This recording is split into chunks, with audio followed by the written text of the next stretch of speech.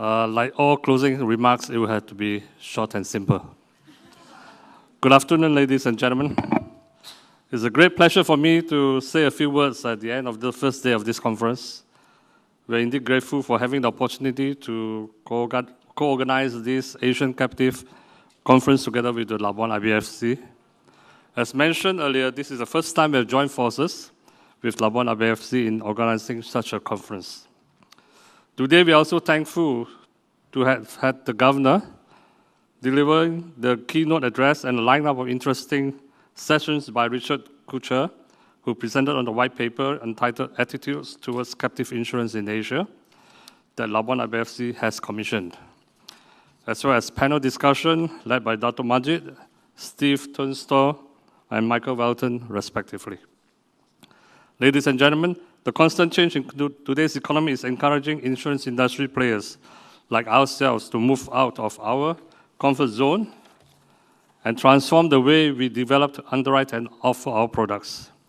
To effectively combat new competition, we need to continually innovate in order to provide the best suited solutions to our clients, especially when it comes to managing and mitigating risk. For this reason, I definitely think the role of self-insurance will continue to grow. As licensed insurers equipped with regulatory knowledge and know-how, we can assist businesses to self-insure some of their own risks by setting up captive insurance companies. Through fronting programs, a licensed insurer could issue policies on behalf of these companies that are not typically licensed to issue policies internationally and reinsure part of this risk back. Ladies and gentlemen, at the LIIA, which is the Labuan International Insurance Association, we have more than 200 members from many different aspects of insurance and reinsurance, from life and non-life insurance and reinsurance brokers, insurance and reinsurance companies, including captives, to related management and accounting services. In fact, an LIIA membership is a requirement for all insurance and reinsurance-related entities operating in Labuan IFC. If you don't sign as a membership, you can't get the license from Labuan FSA. And our council members are elected to the management of the association by each and every category of members. We believe in inclusion and the ethos that the self-insurance market will continue to grow as more and more people learn of the benefits. Indeed, this morning we have heard from Richard that there are more than 90% respondents surveyed believe that there will be steady growth in the captive insurance in the region for the next few years. With captives being relatively unexplored in the region, the potential to grow is tremendous, and we are definitely looking forward to riding on this wave, especially as the survey also confirms that Labuan IBFC is an acceptable jurisdiction for captive formations. Ladies and gentlemen, at this juncture, we cannot possibly discount the importance of tax transparency.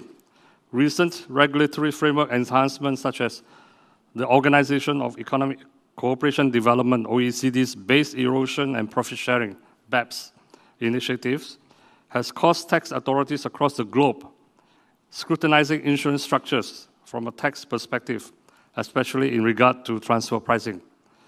As this topic was mentioned and discussed during the panel discussion just now, led by Michael, I will not delve on this subject further.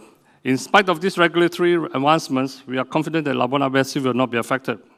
In fact, the jurisdiction has always been committed and will continue to remain committed to the global standards and requirements on transparency and exchange of information.